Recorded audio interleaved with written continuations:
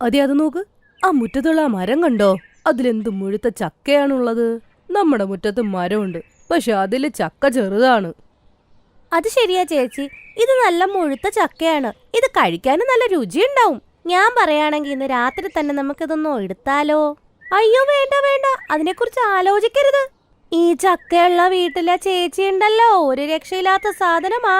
അറിയാണ്ട് പോലും ഒരു ചക്ക നമ്മൾ ഇതിന്ന് എടുത്താണ്ടല്ലോ നമ്മളെ കൊന്നു തിന്നും.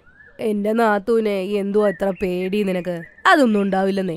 അപ്പൊ എങ്ങനെയാ, ഇന്ന് രാത്രി തന്നെ നമുക്ക് ചക്ക മോഷ്ടിച്ചാലോ? അതെന്ത് ചോദ്യാണ്? എനിക്കാണെ ചക്ക കൊണ്ടുള്ള ചക്കപ്പുഴുക്കും ചക്ക വറ്റലും ഒക്കെ കഴിക്കാൻ കൊതിയായിട്ട് വയ്യ. ഞാനും നാട്ടിൽ വരുമ്പോഴേ ഇതൊക്കെ കഴിക്കാൻ പറ്റണേ. എന്ത് ടേസ്റ്റ് ആണല്ലേ അതിനൊക്കെ.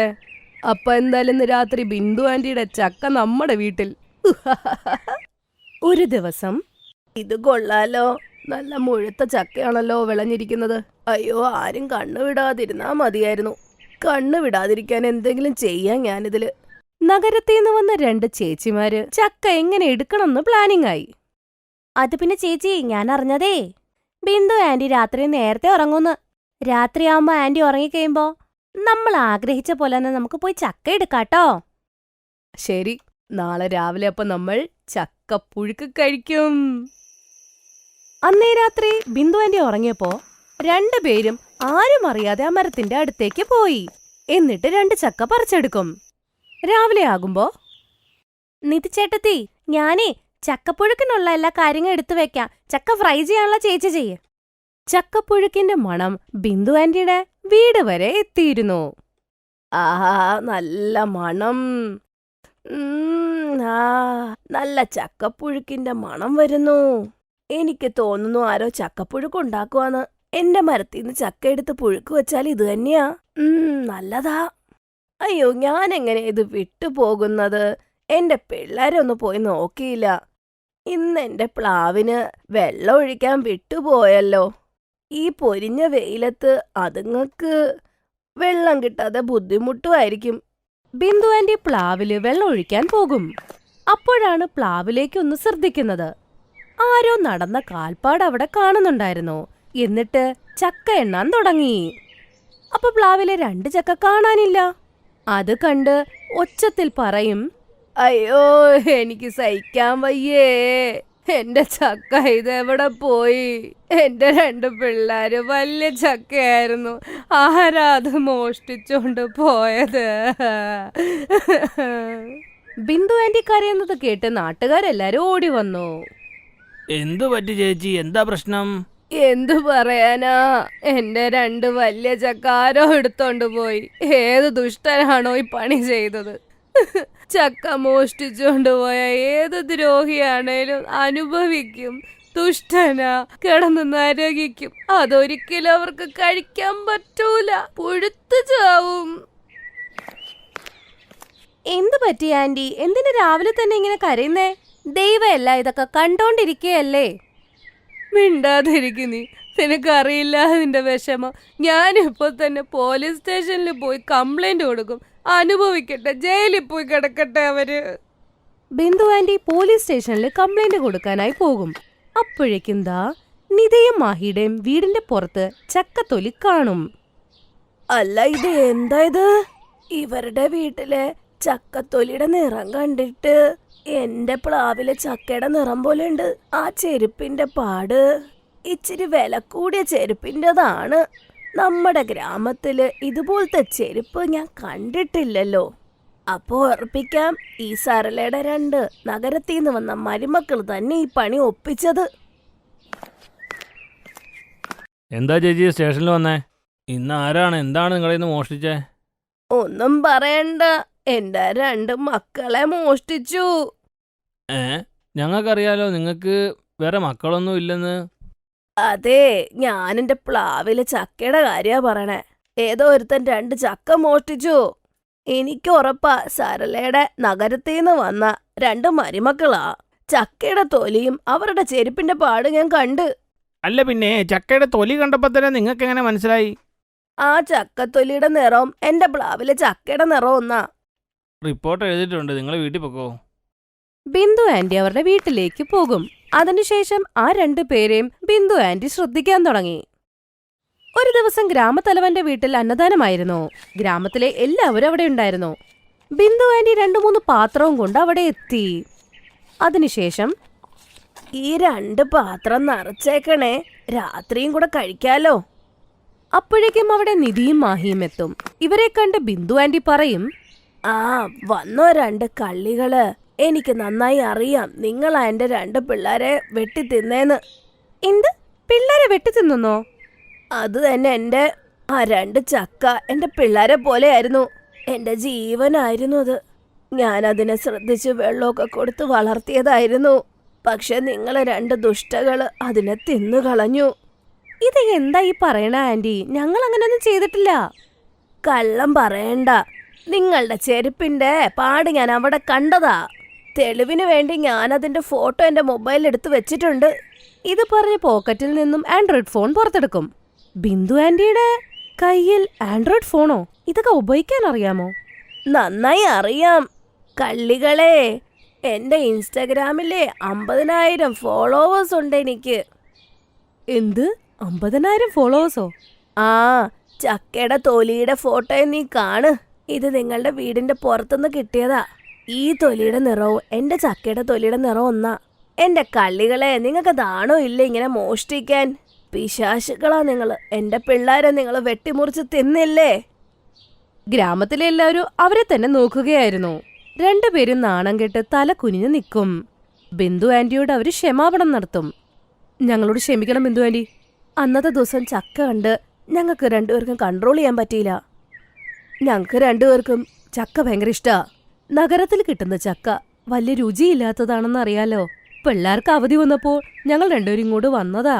ഞങ്ങളുടെ പറമ്പിലെ ചക്ക ചെറുതായിരുന്നു ആ സമയത്ത്. അപ്പോഴാ ആന്റിയുടെ പറമ്പിൽ വലിയ ചക്ക കണ്ടത്. അതുകൊണ്ടാ ആ ചക്ക എടുത്ത് ഞങ്ങള് പുഴുക്ക് വെച്ച് കഴിച്ചു. ആന്റി ഞങ്ങളോട് ക്ഷമിക്കണം. ഇനി നാണം കെടുത്തരുത് എല്ലാവരുടെ മുമ്പിൽ വെച്ച്. അതൊക്കെ അവിടെ ഇരിക്കട്ടെ. നിങ്ങൾ മോഷ്ടിക്കണേന് പകരം എന്നോട് വന്ന് ചോദിച്ചിരുന്നെങ്കിൽ എനിക്ക് ഇത്ര സങ്കടം വരില്ലായിരുന്നു. നിങ്ങൾ മോഷ്ടിച്ചപ്പോൾ എനിക്ക് ഒരുപാട് സങ്കടം തോന്നി. എന്തെങ്കിലും ആവട്ടെ, ഇനി ഇങ്ങനെ ചെയ്യരുത് കേട്ടോ. ചക്ക കഴിക്കണം തോന്നിയാ എന്നോട് ചോദിച്ചാ മതി. പിന്നെ എന്റെ പിള്ളേരെ ഇനി കിഡ്നാപ്പ് ചെയ്തോണ്ട് പോവല്ലേ? ഇല്ല ആന്റി, ഇനി ഞങ്ങൾക്ക് ചക്കപ്പുഴുക്ക് കഴിക്കാൻ തോന്നിയാ ഞങ്ങളുടെ പറമ്പിൽ ചക്ക തന്നെ കഴിച്ചോളാം. ഞങ്ങളുടെ ബിന്ദു ആന്റിയുടെ മനസ്സുണ്ടല്ലോ, നല്ല വലുതാണ്, അതുകൊണ്ട് ക്ഷമിച്ചു. ബിന്ദു ആന്റി അവർക്കെതിരെ എഴുതിയിരുന്ന കേസും തിരിച്ചെടുത്തു. 2 പേരോടും ക്ഷമിക്കുകയും ചെയ്തു.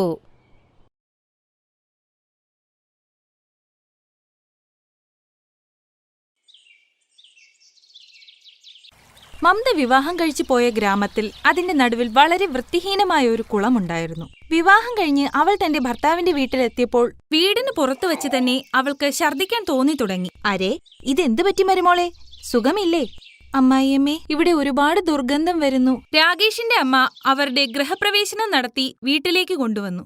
മരുമോളെ, നീ വിശ്രമിക്കൂ. അടുക്കളയിലെ ചടങ്ങുകൾ പിന്നീട് ചെയ്യാം. ശരി അമ്മായിയമ്മേ. മമതയെ അവളുടെ അമ്മായി മുറിയിലേക്ക് കൂട്ടിക്കൊണ്ടുപോയി. രാഗേഷ് ഇതുവരെ അമ്മയോടൊപ്പം മാത്രമാണ് താമസിച്ചിരുന്നത്.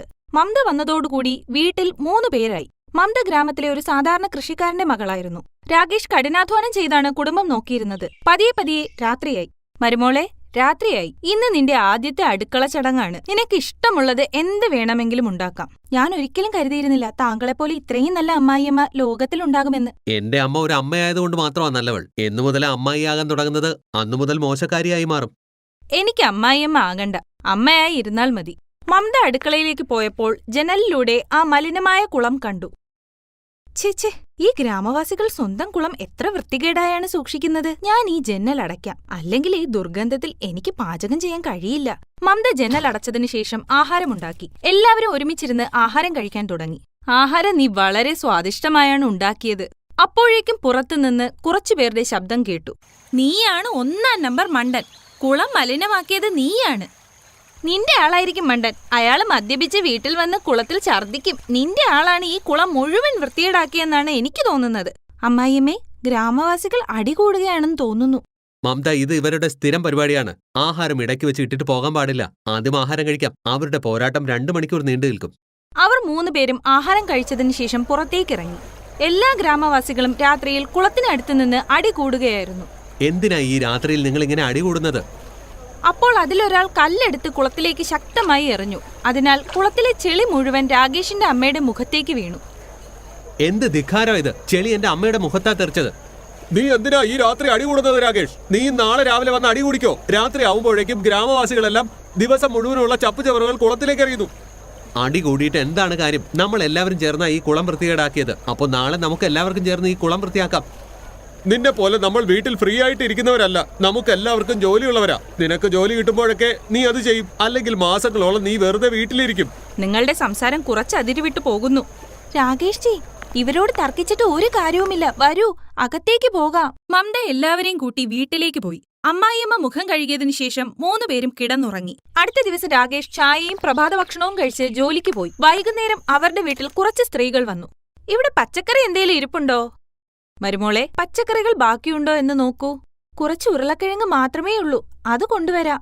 മമത ഉരുളക്കിഴങ്ങ് കൊണ്ടുവന്ന് അവർക്ക് കൊടുത്തു. അവളുടെ അമ്മായിയമ്മ അവരോട് ചോദിച്ചു, ഇന്ന് ആദ്യമായിട്ടാണ് ഒരാൾ പച്ചക്കറി ആവശ്യപ്പെടുന്നത് ഞാൻ കാണുന്നത്. ഇന്ന് പച്ചക്കറി കടക്കാരൻ വന്നില്ലേ? ഇന്നും വന്നില്ല, ഇന്നലെയും വന്നില്ല. അറിയില്ല എന്തുകൊണ്ടാണ് പച്ചക്കറി കച്ചവടക്കാരൻ വരാത്തതെന്ന്. നമുക്ക് മാർക്കറ്റിൽ പോകാനും കഴിയില്ല. മാർക്കറ്റ് കുളത്തിന്റെ അപ്പുറത്താണ്. ഈ കുളം കടക്കുക എന്നത് മിക്കവാറും അസാധ്യമാണ്. നീ പറഞ്ഞത് ശരിയാണ്. ആ സ്ത്രീ പച്ചക്കറിയും കൊണ്ടുപോയി. രാത്രി രാകേഷ് വീട്ടിലെത്തിയപ്പോൾ അവരുടെ വീട്ടിലും പച്ചക്കറി ഒന്നും ഉണ്ടായിരുന്നില്ല. മോനെ, ഇന്ന് പച്ചക്കറി കച്ചവടക്കാരനും വന്നില്ല. കുറച്ച് ഉരുളക്കിഴങ്ങുണ്ടായിരുന്നത് അയൽക്കാരി വന്ന് വാങ്ങിച്ചുകൊണ്ടുപോയി. ആ പച്ചക്കറി കച്ചവടക്കാരനെ നീ എവിടേലും വെച്ച് കണ്ടോ? ഇല്ലമ്മേ, ഞാൻ അവനെ ഒരിടത്തും കണ്ടില്ല. നാളെ അന്വേഷിക്കാം. ഇന്ന് പരിപ്പ് കറിയുണ്ടല്ലോ. അങ്ങനെ 3-4 ദിവസങ്ങൾ കടന്നുപോയി. പച്ചക്കറി കച്ചവടക്കാരൻ വന്നില്ല. ആളുകളുടെ കയ്യിൽ പച്ചക്കറികളൊന്നും ബാക്കിയില്ല. ഗ്രാമവാസികളെ, ഒരാഴ്ചയായി പച്ചക്കറികളോ ഉള്ളിയോ കഴിച്ചിട്ടില്ല. ഈ പച്ചക്കറിക്കാരൻ എവിടെയാ പോയിരിക്കുന്നതെന്നറിയോ? അങ്ങ് പറയുന്നത് ശരിയാണ് അമ്മാവ. പച്ചക്കറി ഇല്ലാതെ നമ്മൾ എങ്ങനെ ജീവിക്കും? അവൻ വരാത്തത് ഈ നാറ്റം കാരണമാണെന്നാ എനിക്ക് തോന്നുന്നത്. രാകേഷ് ഇത് പറയുമ്പോഴേക്കും പച്ചക്കറി കച്ചവടക്കാരൻ ഗോലു തന്റെ വണ്ടിയുമായി അവിടേക്ക് വന്നു. പച്ചക്കറി കച്ചവടക്കാരൻ വന്നു. നല്ല ഫ്രഷായ പച്ചക്കറികൾ വാങ്ങൂ. നോക്കൂ, അവൻ വന്നു. പച്ചക്കറിക്കാരൻ വന്നു. ഗ്രാമവാസികളെ, പെട്ടെന്ന് പെട്ടെന്ന് വാങ്ങിക്കൂ. ഗ്രാമവാസികളെല്ലാം ഒരുമിച്ച് അയാളുടെ വണ്ടിയിൽ ചാടി വീണു. അതിനാൽ അവന്റെ പച്ചക്കറി നിറഞ്ഞ വണ്ടി ആ കുളത്തിലേക്ക് വീണു. അവന്റെ എല്ലാ പച്ചക്കറിയും നാശമായി. നിങ്ങൾ എല്ലാവരും കൂടെ എന്റെ എല്ലാ പച്ചക്കറികളും നാശമാക്കി. ഇനി ഒരിക്കലും ഞാൻ ഈ ഗ്രാമത്തിലേക്ക് വരില്ല. നിങ്ങളുടെ ഈ വൃത്തികെട്ട കുളം കാരണമാ എനിക്ക് ഈ അസുഖം ബാധിച്ചത്. അതുകൊണ്ടാ വരാൻ കഴിയാത്തത്. ഇപ്പോൾ ഞാൻ വിചാരിച്ചത് നിങ്ങളുടെ കുളമൊക്കെ ഇപ്പൊ വൃത്തിയായി കാണുമെന്നാണ്. പക്ഷെ പട്ടിയുടെ വാൽ ഒരിക്കലും നേരെയാകില്ല. നീ ഇതെന്താ പറയുന്നത്? ഞാൻ പറയുന്നത് വളരെ ശരിയാണെങ്കിൽ ഇന്ന് വരെ നിങ്ങളുടേതുപോലെ വൃത്തിഹീനമായ ഒരു സ്ഥലം ഞാൻ കണ്ടിട്ടില്ല. അതുകൊണ്ടാണ് ഞാനല്ലാതെ വേറെ ആരും ഇങ്ങോട്ടേക്ക് വരാത്തതും. ഇനി ഞാനും വരുന്നില്ല. നിങ്ങൾ പച്ചക്കറി കഴിക്കാൻ കൊതിക്കും. ഇത്രയും പറഞ്ഞ് ആ പച്ചക്കറി കച്ചവടക്കാരൻ അവിടെ നിന്ന് പോയി. എല്ലാ ഗ്രാമവാസികളും വിഷമത്തിലായി. ഇന്നു മുതൽ പച്ചക്കറി കഴിക്കുന്നത് ഉപേക്ഷിക്കാൻ. അവൻ ദേഷ്യത്തിൽ പറഞ്ഞതായിരിക്കും. 2 ആഴ്ച കഴിയുമ്പോൾ അവനെ ഇവിടെ കാണാം. 3 മാസം കഴിഞ്ഞു. ആ പച്ചക്കറിക്കാരൻ അവിടെ എത്തി നോക്കാൻ പോലും വന്നില്ല. ഗ്രാമം മുഴുവൻ പച്ചക്കറിക്ക് വേണ്ടി കൊതിച്ചു തുടങ്ങി. മമത, അമ്മേ, ചൂട് കാരണം എന്റെ ജോലി കുറച്ചു മാസത്തേക്ക് നിർത്തിയിരിക്കുകയാണ്. ഇതിനെയാണ് പ്രശ്നങ്ങൾക്ക് മീതെ പ്രശ്നങ്ങൾ എന്ന് പറയുന്നത്. വെറുതെ ചിന്തിച്ചിട്ട് എന്ത് കാര്യം അമ്മായിയമ്മേ? പ്രശ്നങ്ങൾ തീരുകയും ചെയ്യും. കുറച്ച് അധ്വാനിച്ചാൽ ഇവിടെ തന്നെ ഒരു ഓഫീസർ ഉണ്ടാകും.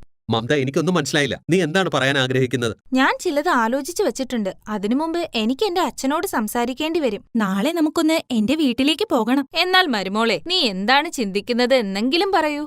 അത് നിങ്ങൾക്ക് നാളെ മനസ്സിലാകും. ശരി. അടുത്ത ദിവസം മമത ഭർത്താവിനൊപ്പം തന്റെ അച്ഛനെ കാണാനെത്തി. മമത എല്ലാ പ്രശ്നങ്ങളും തന്റെ അച്ഛനോട് പറഞ്ഞു. പ്രശ്നം വളരെ വലുതാണ് മോളെ. എന്നാൽ ഞാൻ ഇതിൽ എന്താണ് ചെയ്യേണ്ടത് മോളെ? അച്ഛൻ വളരെ പഴയ കൃഷിക്കാരനാണ്. താങ്കൾക്ക് കൃഷിയെക്കുറിച്ച് എല്ലാം അറിയാം. എന്റെ ഭർത്താവിന്റെ വീട്ടിലുള്ള വൃത്തികെട്ട കുളം വൃത്തിയാക്കി അതിൽ പച്ചക്കറി കൃഷി ചെയ്യാൻ പറ്റുമോ? ചെയ്യാൻ കഴിയും. പക്ഷെ വളരെയധികം പരിശ്രമിക്കേണ്ടതായി വരും. നിനക്കിപ്പോൾ അവിടെ പച്ചക്കറി കൃഷി ചെയ്യേണ്ട ആവശ്യം എന്താണ്? നിനക്ക് ആവശ്യമുള്ള പച്ചക്കറി ഇവിടെ നിന്ന് കൊണ്ടുവയ്ക്കോ? അച്ഛ, കാര്യം പച്ചക്കറിയുടെ മാത്രമല്ല. ഇത് നടന്നു കഴിഞ്ഞാൽ 3 പ്രയോജനങ്ങൾ ഉണ്ടാകും. ഒന്നാമത്തേത്, ആ കുളം വൃത്തിയാകും. ഇതിനാൽ ഗ്രാമത്തിലെ അടിയും വഴക്കും ഒക്കെ ഇല്ലാതാകും. രണ്ടാമത്തെ പ്രയോജനം, ആളുകൾക്ക് എളുപ്പത്തിൽ ഫ്രഷ് പച്ചക്കറി ലഭിക്കും. മൂന്നാമത്തേത്, രാകേഷ്ജിക്ക് ഗ്രാമത്തിന് പുറത്തുപോയി കൂലിവേല ചെയ്യേണ്ടി വരില്ല. എന്ത് നല്ല കാര്യമാണ്. നീ എല്ലാ പ്രശ്നങ്ങളും ഒറ്റയടിക്ക് പരിഹരിച്ചുവല്ലോ.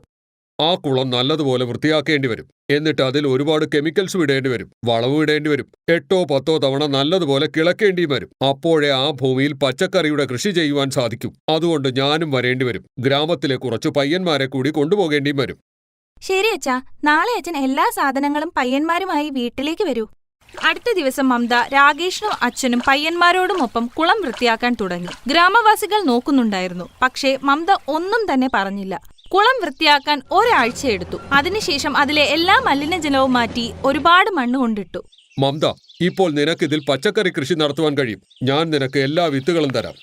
അവളുടെ അച്ഛൻ എല്ലാ പച്ചക്കറികളുടെയും വിത്ത് നൽകിയിട്ട് പോയി. മമത വിത്തുകൾ വിതച്ചു. കുറച്ചു മാസങ്ങൾക്ക് ശേഷം ഒരുപാട് പച്ചക്കറികൾ വളർന്നു. ഗ്രാമവാസികൾക്ക് സന്തോഷമായി. ഇത് നമ്മുടെ ഗ്രാമമാണെന്ന് തോന്നുന്നില്ല. നേരത്തെ ഇത് ചെയ്തിരുന്നെങ്കിൽ എത്ര നന്നായിരുന്നു. സാരമില്ല അമ്മായി, നമ്മൾ ഇപ്പോൾ പച്ചക്കറിയുടെ ബിസിനസ് തുടങ്ങി. എത്ര പച്ചക്കറി വേണോ 24 മണിക്കൂറും ലഭിക്കും, അതും ഫ്രഷായി. അതിനുശേഷം ഗ്രാമം വൃത്തിയായി മാറി. മമതയുടെയും രാകേഷിന്റെയും ദാരിദ്ര്യം എന്നേക്കുമായി അവസാനിച്ചു. Thanks for watching.